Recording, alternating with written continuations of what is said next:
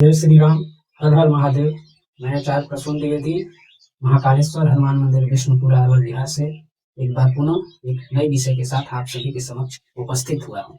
आज हम लोग बात करेंगे कि जो आने वाली रामनवमी है या हनुमान जयंती है, उस पर ऐसी कौन सी विशेष साधना की जाए या पूजा पाठ की जाए जिससे ये जो उत्तम समय होता है रामनवमी से लेकर के हनुमान जयंती तक, ये दोनों के महान पर्वों के बीच में बड़ा ही शुभ फल होता है और साधना के लिए या दैवीय कृपा पाने हेतु बड़ा ही उत्तम समय होता है। और विशेष करके हनुमान जी की कृपा पाने हेतु हनुमान जी महाराज के किसी दिव्य कवच स्रोत या मंत्रों की कृपा पाने हेतु ये जो 5 से 6 दिन का समय होता है रामनवमी से लेकर के हनुमान जयंती तक, इस समय बड़ा ही दिव्य काल होता है और जो कार्य वर्षों वर्षों में होते हैं, ये कार्य आप इस दिव्य काल में 5 से 6 दिनों में कर सकते हैं। इसीलिए मुझे लगा कि एक सूचना आप सभी के समक्ष देनी चाहिए, विशेष करके वैसे लोग जो पूजा पाठ में संलग्न रहते हैं या आपकी इच्छा है कि हनुमत शक्तियों की कृपा प्राप्ति हो। और एक विशेष बात और बताना चाहेंगे कि अभी जो विधि मैं बताने जा रहा हूँ, अगर उस प्रक्रिया को आप लागू करेंगे और आपके अंदर अगर कोई दोष विद्यमान नहीं हुआ तो ये दिव्य काल में हनुमत शक्तियों की दर्शन आपको हो जाएगी, क्योंकि यह दिव्य काल में हनुमत शक्तियां पूर्णतः सक्रिय होती हैं। क्योंकि चैत्र मास का जो पूर्णिमा होता है, उसी समय कहा जाता है कि हनुमान जी महाराज का उद्भव हुआ था, उनका जन्मोत्सव मनाया जाता है। इसलिए रामनवमी से लेकर के जो हनुमान जयंती तक का जो दिव्य काल है, उसको ऐसे ही न जाने दें। आप इस समय विशेष पूजा पाठ या हमारे चैनल पर, यूट्यूब पर भी या और कहीं से भी आपको जानकारी हो, तो आप इस दरमियान इस समय के अंतर में कोई ना कोई विशेष पूजा पाठ अवश्य करें, किसी कवच को ही सिद्ध कर लें। और ना हो तो आप हनुमान चालीसा या बजरंग बाण का विशेष अनुष्ठान ये 6 दिनों में कर सकते हैं। अभी मैं बजरंग बाण पर विशेष विस्तृत बताऊंगा कि कैसे क्या करना है। तो इसलिए ये अति आवश्यक है कि ये जो रामनवमी से लेकर के और हनुमान जयंती के बीच का जो दिव्य काल है, इसको निरर्थक नहीं करना है। हर हाल में उपयोग करिए इसका, बड़ा ही स्वर्णिम काल होता है। विशेष करके हनुमान शक्ति की कृपा प्राप्ति होती है और हनुमान शक्ति की कृपा प्राप्ति हेतु इस वर्ष और भी आवश्यक है, क्योंकि अगर आप ज्योतिष की दृष्टि से देखें तो नया जो विक्रम संवत शुरू हुआ है, उसमें शनि देव का डायरेक्ट दृष्टि होगा इस नया संवत पर। तो शनि देव की प्रकोप से बचने हेतु या शनि देव की कृपा प्राप्ति हेतु हनुमान जी का कृपा की आवश्यकता नितांत आवश्यक है। बगैर हनुमान जी की कृपा के आपको शनि देव की कृपा संभव ही नहीं है कि होगी। या तो शनि देव के प्रकोप से भी हनुमान जी ही बताएंगे और शनि देव की तरफ से आपको दिव्य कृपा हनुमान जी के कारण ही बड़ा ही सहजता के साथ कलयुग में प्राप्त हो जाता है। इसलिए विशेष करके इन 6 से 7 दिनों को निरर्थक ना जाने दें। अगर मेरा ये वीडियो संदेश आपके पास रामनवमी के बाद भी जा रहा है, तो आप सिर्फ उसके बाद भी शुरू कर सकते हैं या किसी भी मंगलवार को शुरू करिए, या सिर्फ हनुमान जयंती को भी कर सकते हैं अगर आपके पास समय नहीं है तो। लेकिन हर हाल में करिए। हनुमान जयंती बड़ा ही विशेष और दिव्य काल होता है, बड़ा ही दिव्य समय होता है हनुमत शक्तियों की कृपा प्राप्ति हेतु। इसलिए आपसे विशेष आग्रह है। अब कैसे क्या करना है इस विषय पर हम आते हैं। मैंने नोट करके रखा हुआ है, क्योंकि होता क्या है कि जब बोलने लगते हैं तो एक ही विषय पर ज्यादा बोल जाते हैं और बहुत जरूरी बातें छूट जाती हैं। तो इसमें सबसे प्रथम बार हम लोग करेंगे कि ये ऐसा दिव्य समय है जिसमें आपको हनुमान जी महाराज और प्रभु श्री राम जी का दोनों का कृपा आपको बड़ा ही सस्ता के साथ प्राप्त हो जा सकता है। इसलिए ये 6 से 7 दिन में आप ये जितना हो सकता है प्रयत्न करिए कि सीताराम जी का जप या राम नाम का जप जितना हो सकता है करिए, और अपनी पूजन से पूर्व हर हाल में करिए। विशेष करके कम से कम 5 माला तो हर हाल में करिए। 5 माला करने का मतलब कि अगर आपके पास माला भी नहीं है तो ऐसे ही बैठ गए और अपना राम नाम का जप कर लिए। 10 मिनट 15 मिनट कर लीजिएगा, 5 माला हो जाता है, 5 माला के बराबर। इसलिए सीताराम जी का जप हर हाल में अनिवार्य है, पहला नंबर में। और दूसरा नंबर में जब आप हनुमान जी की कोई पूजा कर लेंगे तो हम आ रहे हैं हनुमान चालीसा पर। अगर आपकी इच्छा है तो आप हनुमान चालीसा 1 बार 2 बार या 1-2 बार से अधिक जितना आपके पास इच्छा शक्ति है वो करिए। ये इस समय में हनुमान चालीसा की और हनुमत शक्तियों की विशेष कृपा आपको बड़ा ही सहजता और आसानी से प्राप्त हो जाएगी। और अब इसके बाद हम आते हैं बजरंग बाण पर। बजरंग बाण का पूरा विधान मैंने अपने यूट्यूब चैनल पर भी डाल रखा है, आप लोग उसे एक बार जा करके देख लीजिएगा। और ये 6 से 7 दिन में आप बजरंग बाण को प्रयत्न करिए, पूरा प्राथमिकता दे करके इसको पूर्णतः, और अपने पूरे परिवार के सदस्यों को जो बजरंग बाण का पाठ करने लायक है, यहाँ तक कि छोटे बच्चों को भी जो करने लायक है, जिनसे मतलब उच्चारण हो सकता है, जो पढ़ सकते हैं, जो 10 वर्ष से ऊपर के हैं, उनसे भी करवाइए। और ये 5 से 6 दिन का जो ये दिव्य काल है, उसमें आप ये संकल्प करिए हनुमान जी महाराज के समक्ष कि बजरंग बाण पूर्ण रूप से जागृत होकर आपके प्राणों की रक्षा करे और सूक्ष्म और स्थूल जगत में आपके समस्त प्रकार के कष्ट देने वाली जितनी भी आसुरी शक्तियां हैं या दुष्ट लोग हैं, उन सब से आपकी रक्षा होती रहे। ऐसे विशेष संकल्प के साथ विशेष करके बजरंग बाण को जागृत करिए, सिद्ध करिए, उसका जो औरा है, ऊर्जा है, उसे बढ़ा लीजिए, क्योंकि ये दिव्य काल है और इसमें संभव है कि जो इस कार्य आप बजरंग बाण के लिए वर्षों लगाइएगा, वो बड़ा ही कम समय में सहजता के साथ हो जा सकता है।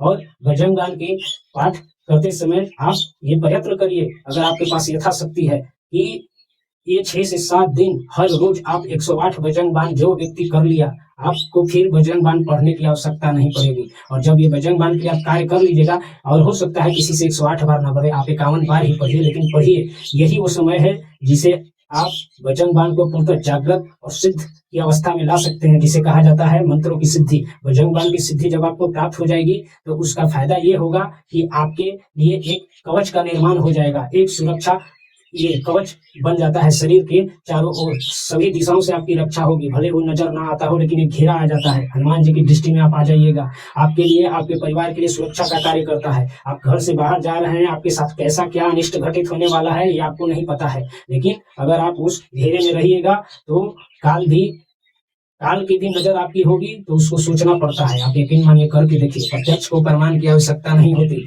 और तीसरी बात, जब आप बजरंग बाण का पाठ करें, तो बगल में वहां पर एक जल का पात्र रखें, गंगाजल होगा तो और अति सुंदर होगा। और उस पात्र में जब भी आप बजरंग बाण का पाठ करें, तो उसको देखते रहें। देखने मात्र से अगर आप 108 की संख्या में 6 दिन 7 दिन लगातार पाठ करिएगा, तो आपके अंदर इतनी औरा आ जाएगी अंदर, कि तीसरे चौथे दिन से आप उस जल पे जब दृष्टि डाल करके 108 पाठ करिएगा, तो वो पूर्णतः जो है जागृत की अवस्था में आ जाएगी। जल अभिमंत्रित हो जाएगा, और क्योंकि वह दिव्य काल होता है, और जब आप पढ़िएगा तो जल में एक बड़ा ही दिव्य दैवीय ऊर्जा का प्रवेश हो जाता है। और आप फिर उस जल का आप खुद और अपने परिवार का पान करवाइए, अपने घरों में छींटा भी मार सकते हैं, बड़ा ही लाभकारी होता है। और हाँ, विशेष करके अगर आपके घर में गौ माता हो, तो गौशाला में भी ये सारी क्रियाएं करना ना भूलें। वो जल का छींटा गौशाला में भी मारे, उन गौ माता की भी रक्षा होगी। और ये बड़ा ही दिव्य उपाय होता है, आप करके देखिए। और इसके बाद ये बजरंग बाण का उपाय आप लोग हर हाल में करिए। ये रामनवमी से लेकर हनुमान जयंती तक बजरंग बाण का 6 दिन 7 दिन अनुष्ठान करिए। कैसे बजरंग बाण का क्या नियम है, क्या लाभ है, क्या फायदा है,